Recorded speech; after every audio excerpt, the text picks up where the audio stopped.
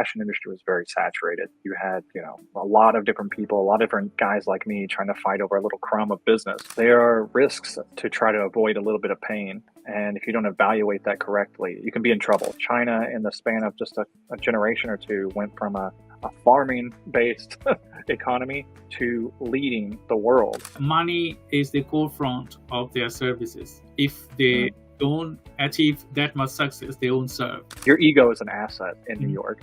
Whereas I brought that to China, and really it took me a while to learn. It's like, okay, why don't people like me? If my son needs me, doesn't matter where I am, because he's going to be coming to me and he will say, I need you right now. Right. I don't know where you are in business. I don't know what kind of brand you're running, but if it involves physical product, of course, call me and I'll help you out. But in all seriousness, make sure you're dedicating time to it.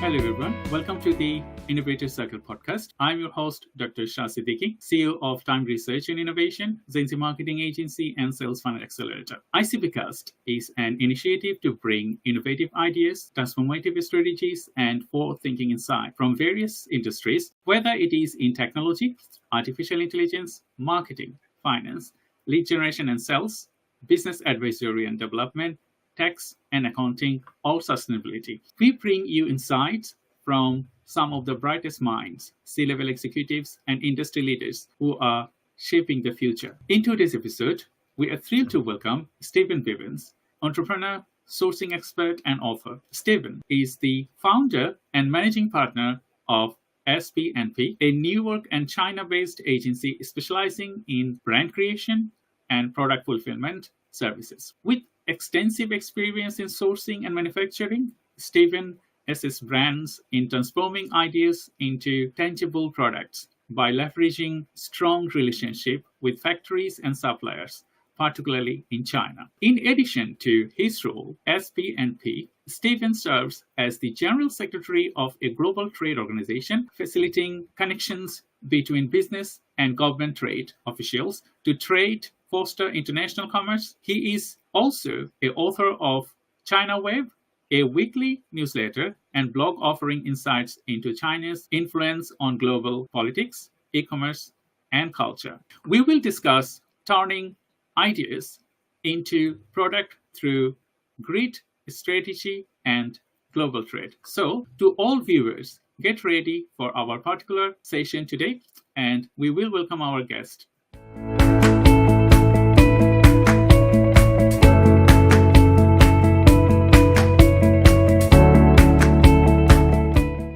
So hello, Stephen. Welcome to ICPcast, and thank you for joining me. How are you today? Hello. No, thank you for having me. I'm super excited to talk to you today and see how much we can get through in the time that we have. I'm very, very grateful for having me.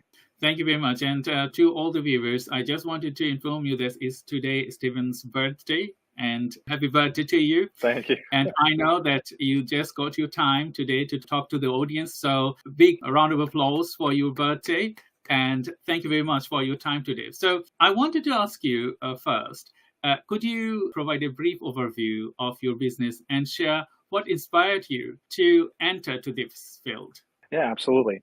So ultimately, our business is the professional middleman, right? We are located both in the US and in China, and we have, partners that are multi-generational at this business. So we have a very large network that operates, throughout China, a lot of different industries. But ultimately what we do is we will help brands in the West produce their products, develop their products, ship their products, make sure everything is great for landing for their customers in the US. So ultimately that is what we do, and we do it faster, better, cheaper than everybody else is the goal. That's Okay. That's our main gig. Now, how I got into it and what inspired me to kind of create that's a longer story than I think we have time for, but I'll give you the brief genesis of it. I started out in mid-time finance for your non-US listeners. That's in New York City. So I started there, turning $1 into $1.10 for large corporations that I'm sure you know the names of, but who would never notice the work that we did. So I kind of hated it, and I had been introduced to a Chinese multimillionaire that was in textiles that was coming to America to try to get into the fashion industry. And long story short, we kind of worked out that neither of us knew a lot about the other side business, but we could work together and see what we could do together. So that was kind of my first entry into the world of China, as it was. As we've in previous discussion that you mentioned that you enter a different fields in government industry and then now transforming your career to this field. Can you tell us a bit more about that as well? I think the viewers will love to hear the business transformations and as well as transferable skills that generated you right now. Absolutely. So when I first started this out, like I said, I was in textiles and fashion industry. We kind of built from there in cosmetics. What really kind of changed the game was, we had to stand out at that time. And this was before the first Trump presidency. So that was before any tariffs. So the fashion industry was very saturated. You had, a lot of different people, a lot of different guys like me trying to fight over a little crumb of business. So we had to differentiate ourselves. And so we really expanded our capabilities. And really what turned the corner as it was kind of going up, I ended up meeting my wife, who's Chinese, her family has been in this business for generations. So ultimately we kind of partnered the best of what the West has to offer with the best of what the East has to offer, and made us really stand out to be unique compared to a lot of firms that do what I do.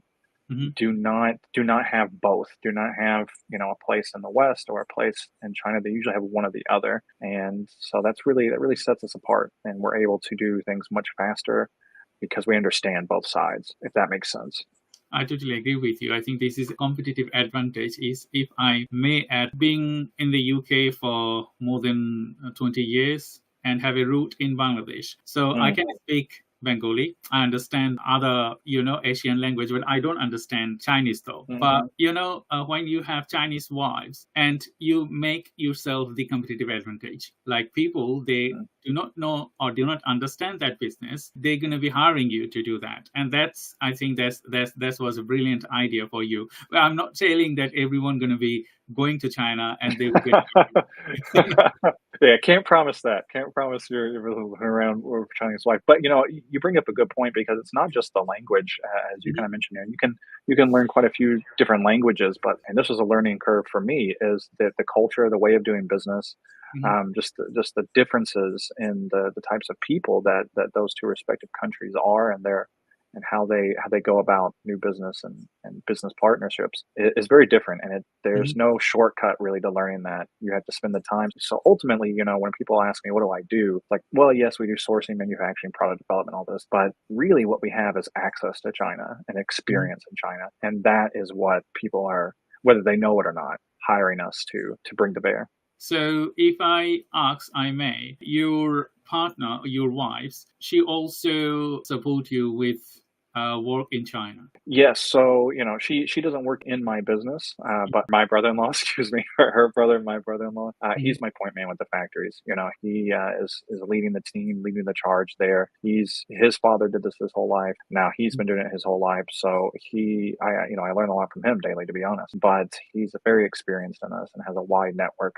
So he runs that team like a tight ship and knows exactly what to do with whatever product comes up. Like we said, it started out in garments, but now the joke is, if you want a submarine, I can get you a submarine. But to be honest, it's not too far from the truth. We sourced during COVID a special steel for a factory in South America that the government oversees in China because it became used to make weapons. So there was a lot of favors that had to be pulled in, a lot of networking, a lot of things to get that deal done. So now with the shakeups that have gone around the world in the markets, we've really been able to kind of put rocket fuel in our business and continue to move forward and expand, simply because our unique position in the market is able to let us punch above our weight compared to some larger companies or longer established companies. Totally understand, because you have a competitive advantage, and the Asian roots, most of them, they like their families. So you got your brother-in-laws. Similar mine, I got my brother-in-laws to support me because Asian, they're going to support each other anyway. Yeah. So that's it's a family business.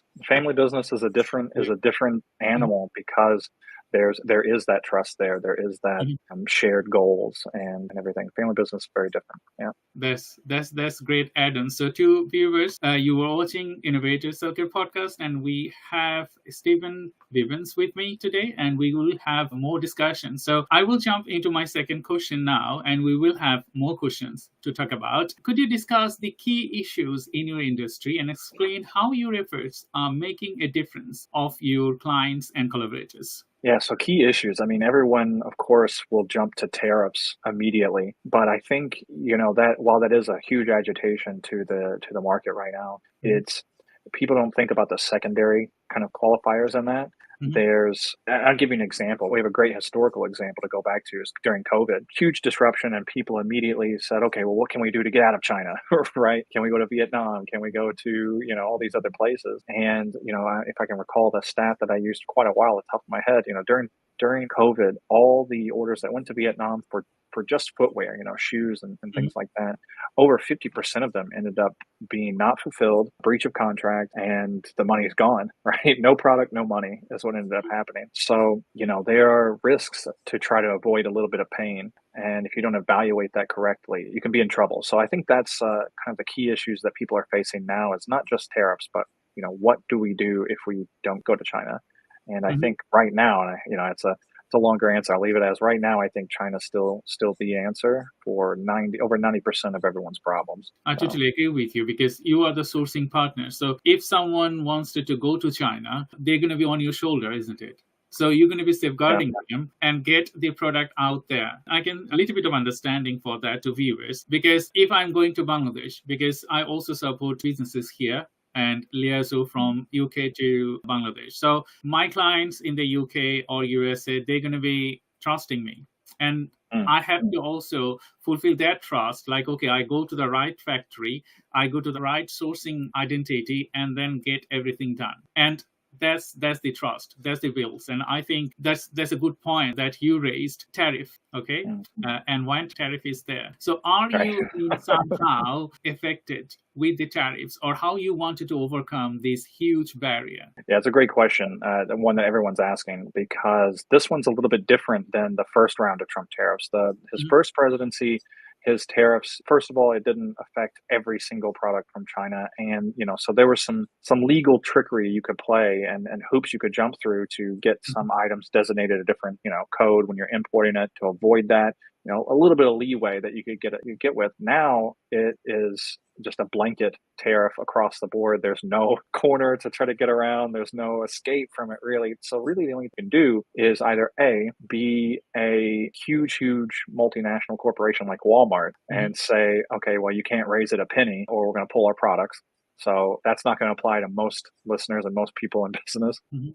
Or you can have a very long-standing relationship with your supplier and hopefully work something out on a personal level with them to mitigate that. Or you can work with someone like us. And the reason we're able to kind of make that hurt a little less is because while we're not as big as Walmart, we are bringing a book of business to a factory or to our partners in China. We're not just that one brand. Mhm. So we're able to have a little bit better negotiation than individual business owners or individual brand owners because of our longstanding relationships in our book of business. And frankly, we're located in China. We have an office and business entity there. So Mhm. we get a little bit of terms because we're able to pay them in local currency, no long wire fees, anything like that. And we can kind of handle a lot of things that factories don't like dealing with, such Mhm. as logistics. Factory doesn't like getting the freight forwarders involved because that's extra work for them that doesn't really affect them. So we're able to step in and do a lot of those things and mitigate those costs for our clients. That's a great add-on, I would say, Stephen. So my next questions to you. Do you wanted to say something on that?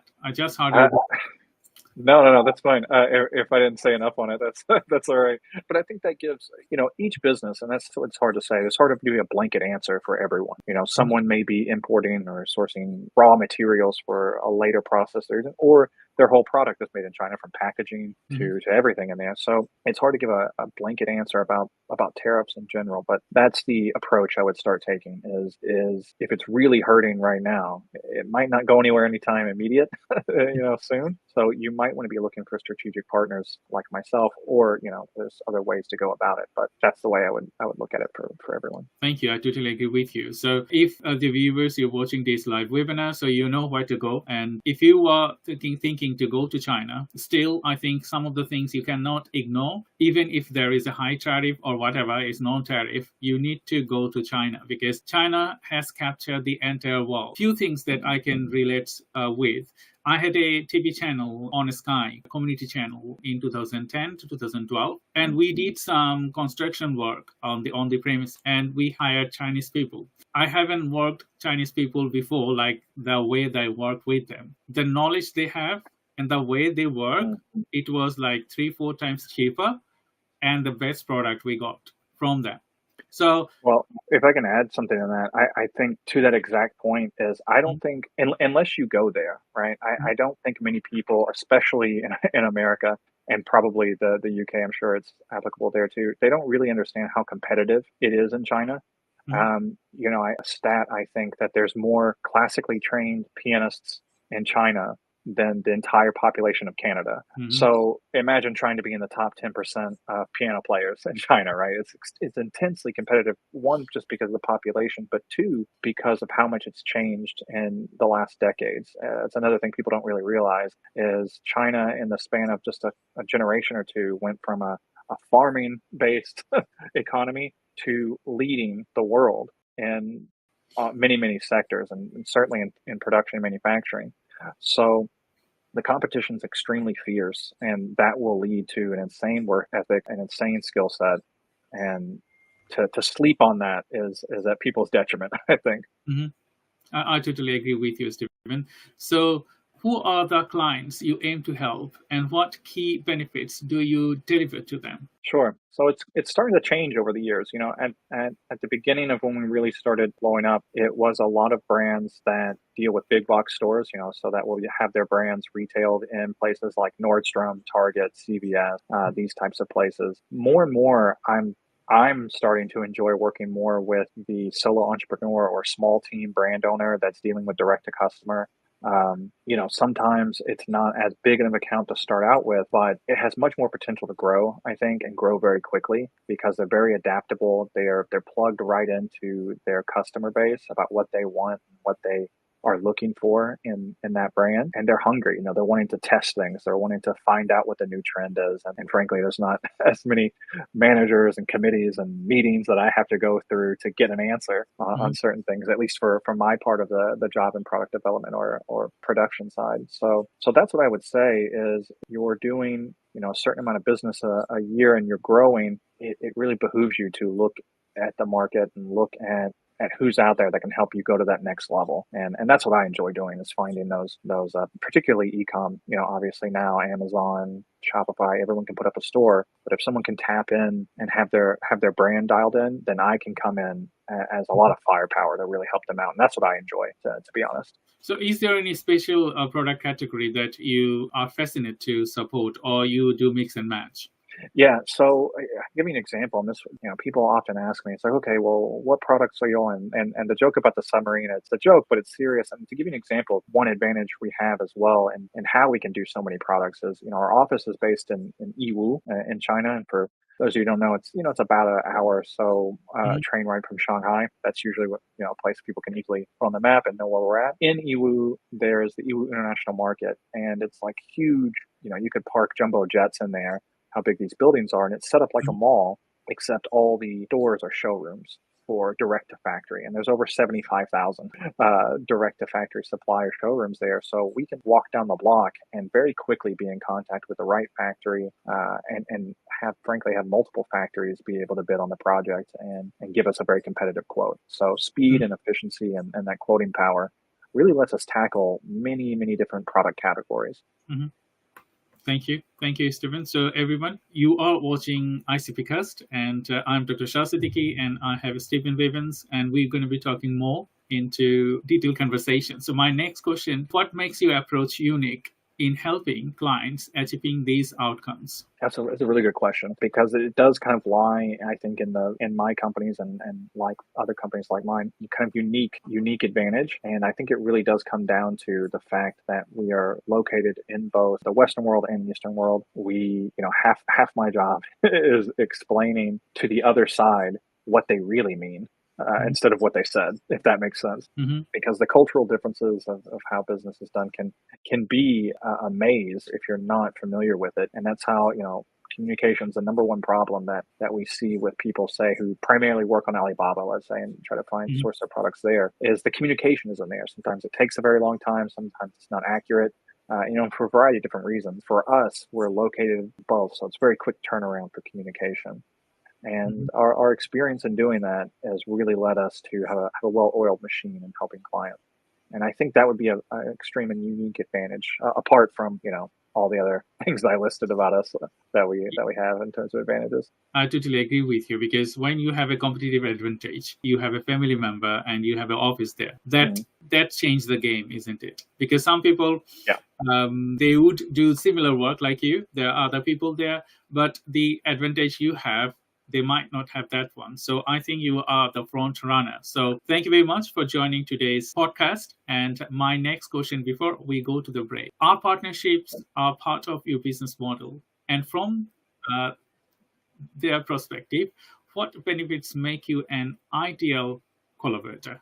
Sure. So with partnerships, we're actually pretty easy because unlike some other agencies or other businesses, we don't really step on anyone's toes. We only focus on product. We only focus on filling at an extremely high level in that niche that we do. We're never going to do a media buy for our clients. We're never going to run their ads. We're never going to do anything like that for them. So being able to work with, say a creative agency and collaborate with them is extremely powerful, because we get to see, and the client gets to see the whole scope of their brand, from idea to production to how it's being sold to their customers, without any conflict between my company and another. So I would say that's probably what people who partner with us like the most, is we stay out of their way. So it becomes a win-win for everyone involved, the client, the partners, and everything like that. Easy win. Thank you, Stephen. So everyone, thank you for watching ICPcast. I'm Dr. Shah Siddiqui, and I have Stephen Bivens. We will dive into some great insights, but for now, we are taking a short break. Stay tuned, and we'll be right back.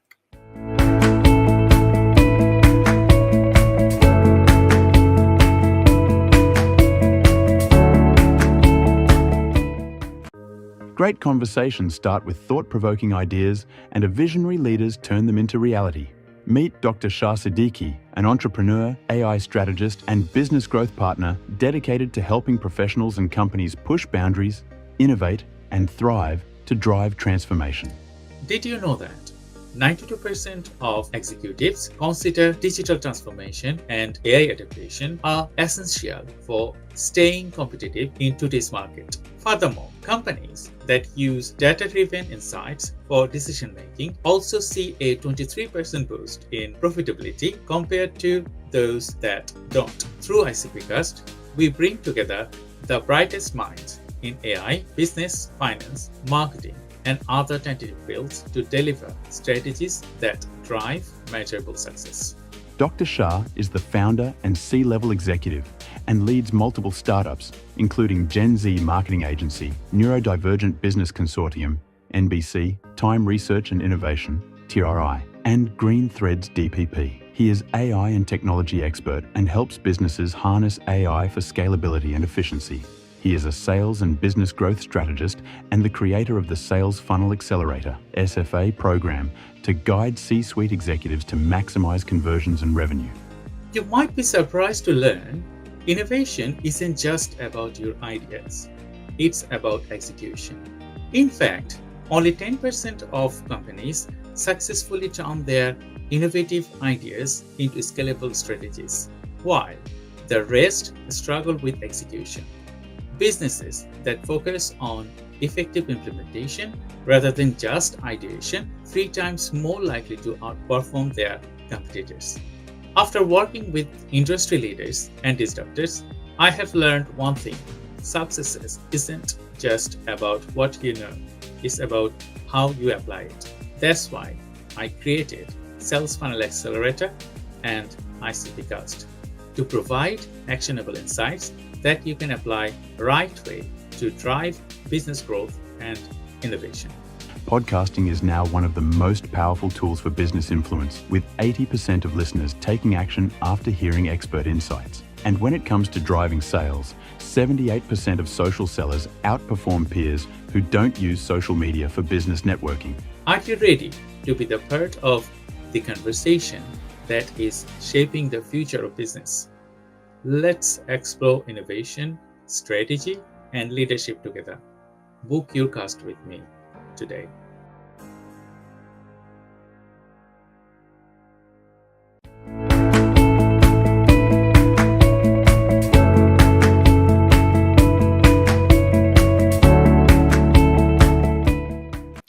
Welcome back to ICPcast. I'm Dr. 𝐏𝐫𝐞𝐦𝐢𝐞, and I have here with me Stephen Bivens. We got some exciting insight coming up. So stay with us and we will dive deeper into turning ideas into products through Git strategy and global trade. Let's get started. Thank you, Stephen, for spending time on your birthday. I have just a few more questions to ask and then we will wrap up. So my next question to you, could you share your insight on upcoming industry trends and how you are adapting to stay ahead and the huge possibilities of the tariff and all of the things? I think it's changing rapidly, isn't it?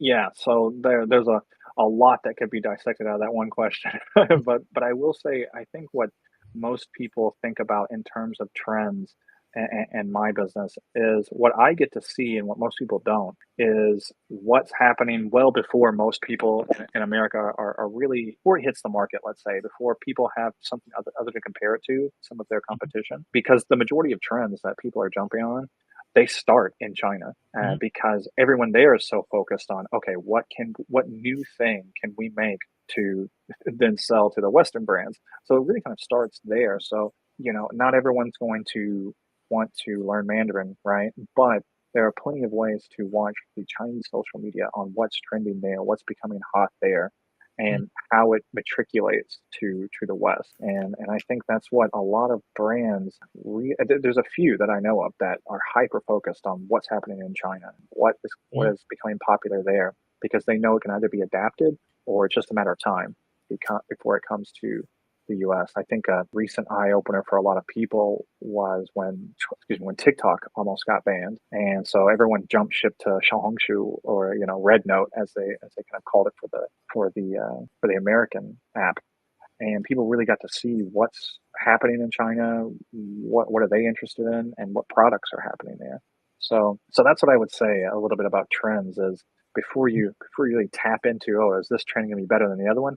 Look at how you're evaluating your trends and how much further down the line you get a hold of it before everyone else. Thank you, Stephen. For my next question to you, can you discuss a measure of struggle you have overcome and the lessons you have applied to your professional approach? Yes, this I think will help every business person around the world, but especially if you start doing any kind of international business, so just different people outside your normal bubble, is really humble yourself because it will happen to you one way or the other.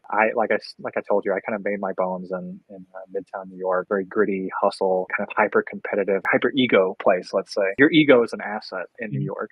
Whereas I brought that to China, and really it took me a while to learn. It's like, okay, why don't people like me? It's because of that. It's because you don't do the homework about what are the cultural norms, what are the expectations, what do people view as polite outside where you're normally used to, or what do they term as rude? And so I would say really kind of pump yourself and do your homework on that wherever you're going. And it will save you a lot of time and heartbreak and not have to learn the exact hard way like I did. Great answer. Thank you, Stephen. My next question, how do you measure success of your work, both in your business and the client you serve? That's a super easy answer. If I keep it simple, is more orders. For the majority of the work that we do, if our client's making money, that's how we make money. If they're not making money, we don't make any money, because they're not making orders. We're not being able to help them with their product. So that's really a good term of success. It's a simple one, but our client is consistently, making larger orders, developing new products, expanding their own brand, then that's how we know we're doing our job, is giving them everything that they need to make their customers happy and get new customers that make them happy, right? So that's how we usually gauge our success, is how we're helping brands grow. That's a great answer. That's a great answer. You know that most of the time when we talk or when we take on board, I'm not talking about everyone. Some of the issues that we face is that money is the core front of their services. If they don't achieve that much success, they won't serve. So I think you on your end is looking after the brands, is giving you the extra headroom to grow and succeed. And that's a very good add-on. Thank you very much. So my next questions, what skills or qualities do you believe have been the most critical to your success as an innovator in your industry? A good poker face. I think that especially if you're an entrepreneur that didn't go to school or didn't train somewhere specifically for the industry that you find yourself in, right? That's an entrepreneur kind of story, is where you're ending up and succeeding is not where you planned. When you started out is typically how it goes. And so there's usually a long time that, there's a phrase in America, fake it till you make it. I don't know about that, but definitely you need a poker face to not reveal how ignorant you may be about something or about how lost you may be. Now, that being said, you definitely want to say, hey, I might not know about this, but I'm going to go find out, or we're going to figure this out, that type of thing. But you need a good poker face, because especially whenever you start dealing with, as you start growing your business, you're going to find people that are going to test you, they're going to push you, try to get, obviously they have a bottom line to protect as well. So you got to be able to get in there and act like you know what you're doing. Thank you. Thank you very much. So everyone, you are watching Innovator Circle podcast, and I'm Dr. Shah Siddiqui, and I have Stephen Bivens, and we're going to be talking a few more questions on business, and then we will go to the personal levels. So my next connecting question to you, are there any misconceptions about your industry that you would like to address and clarify with our audience today? Absolutely. What's great about this is that I can still remember what it was like before I went to China. And some people are kind of nerds about certain places, like maybe if you like video games or anime or something, a lot about Japan without ever having gone there. I wasn't that way. I didn't really know anything about China. All I had was American schools, public schools. So that's 1980s. And what I saw in Hong Kong films. So when I went there, I had a lot of illusions broken. And I think, what I kind of grew up, what still persists today, is that China is just cheap, is that China is just, okay, you can get the cheapest product there. And while it's extremely competitive in terms of cost, what people are really overlooking is the amazing capabilities, is, really, as I said earlier in the call, they're at the forefront. They've passed a lot of countries and so many different industries that to just kind of relegate them as, oh yeah, they're a good place to get cheap toys or cheap products. You're blind about it. And what I can also understand is that's not reported on much in the West, and you won't really see how far China has gone till you go there yourself and see it for yourself. And I think that, I love my country and I want it to do well. And to be blind to what other countries are doing is not servicing anybody. So I think people paying attention to what China is doing will help everyone. That's a great example that you mentioned now, that people, they think, okay, China is cheap,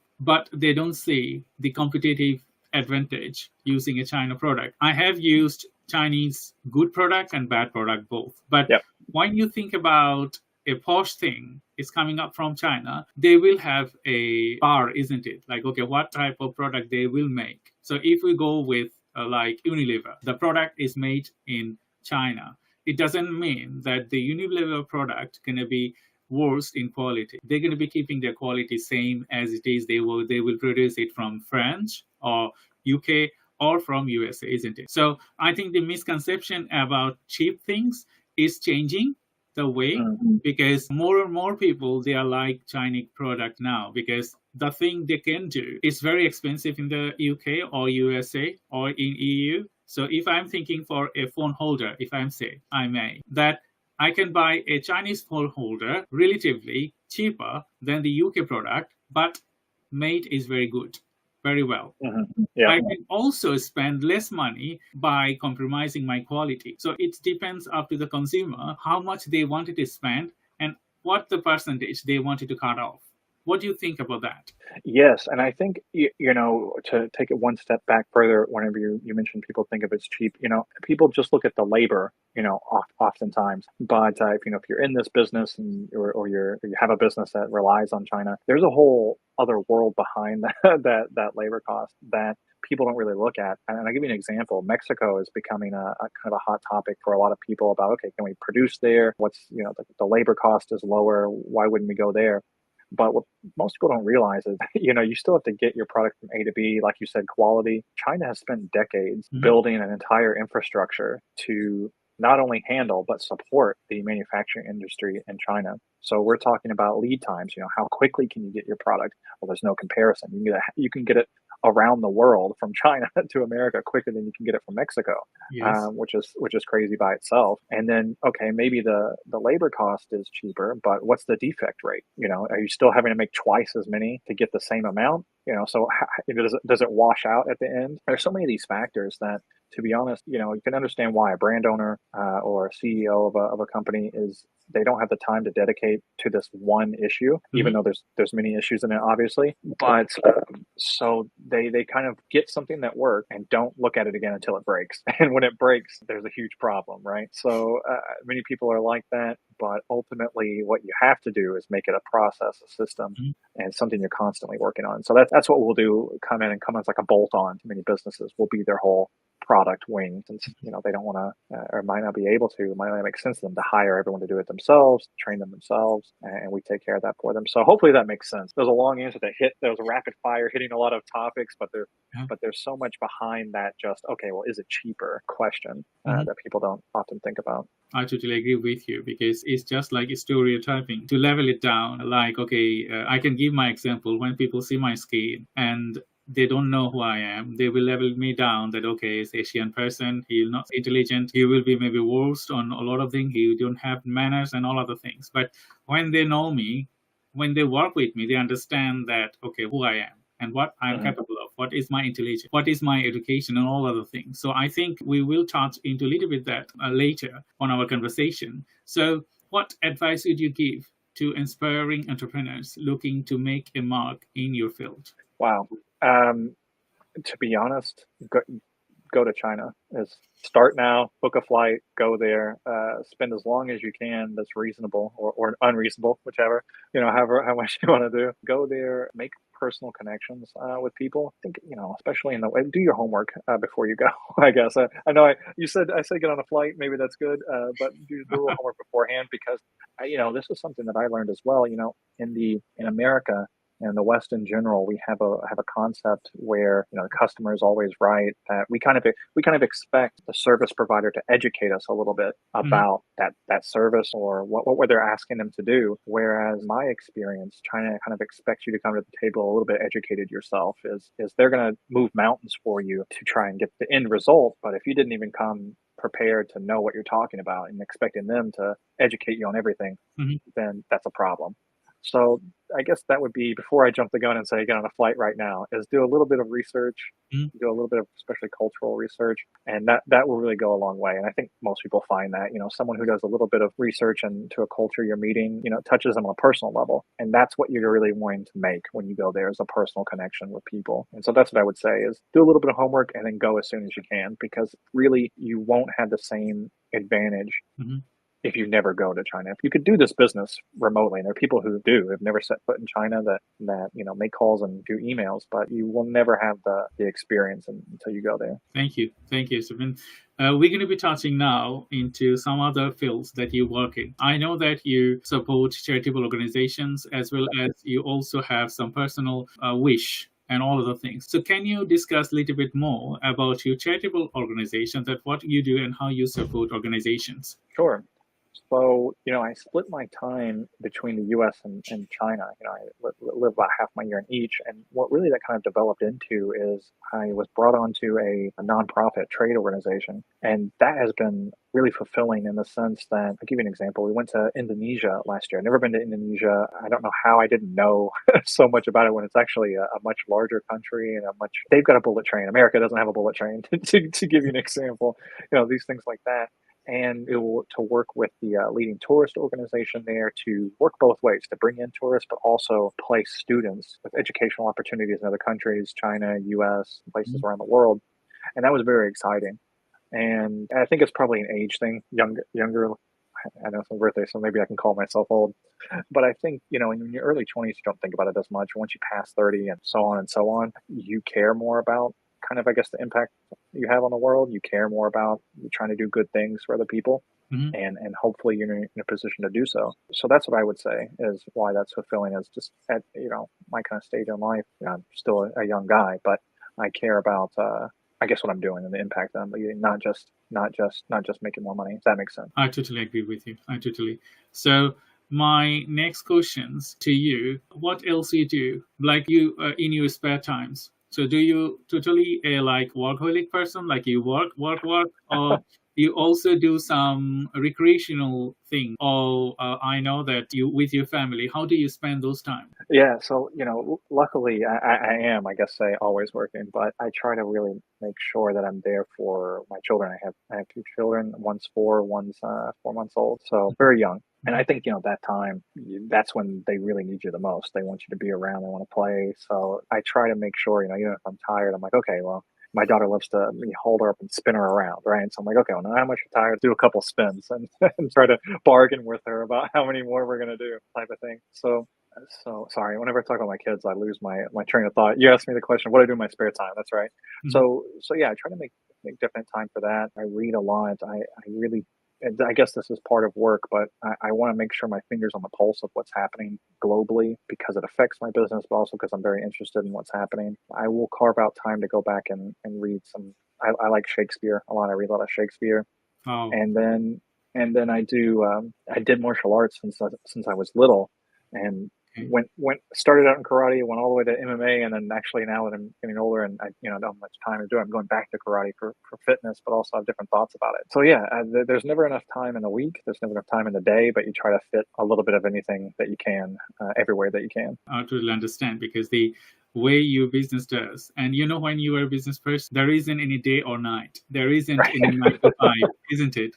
I can understand that. I have a meeting today because I have USA clients and UK clients. So I wake up Oh, at 7 in the morning and I go to bed 11 or 12 at night, because I yeah. have to work USA and UK and Bangladesh as well, because I have a team in Bangladesh. So altogether, I don't have that much time, but still, I need to have my spare times to play with my son. And you told about your daughter. They're the precious thing, isn't it? So they will Yeah. come. So if my son needs me, doesn't matter where I am, because he's going to be coming to me and he will say, I need you right now. Right. and, then you have to leave everything what you do, and then what he wants, you just fulfill that, and then come back to your workstation again and then work. So that's very great conversation today, Stephen. Yeah. I just wanted to ask you the last thing, that from this podcast, if the viewers, they wanted to take some key takeaways, what you would ask them to take away from this conversation? Sure. I probably the key takeaway is, I don't know where you are in business. I don't know what kind of brand you're running, but if it involves physical product, of course, call me and I'll help you out. But in all seriousness, make sure you're dedicating time to it, that you don't just, okay, we have one factory that solves our problem, we don't have to look at it again. Is constantly be evaluating that process, constantly be making how we can tweak it, how we can make it more efficient, and how you can have redundancies. Mhm. Who knows what's going to happen? We've seen COVID, we've seen tariffs, there are factories closing, there are factories opening. You've got to have a redundancy and make sure that your brand's safe. And apart from that, look at what's new and what's coming out, and really try to develop new products quicker than your competition. Those would be the main, I guess, kind of takeaways that would apply to most people that would be interested. Whoever's listened this long to me talk about it, right, would probably be the main things they should take away.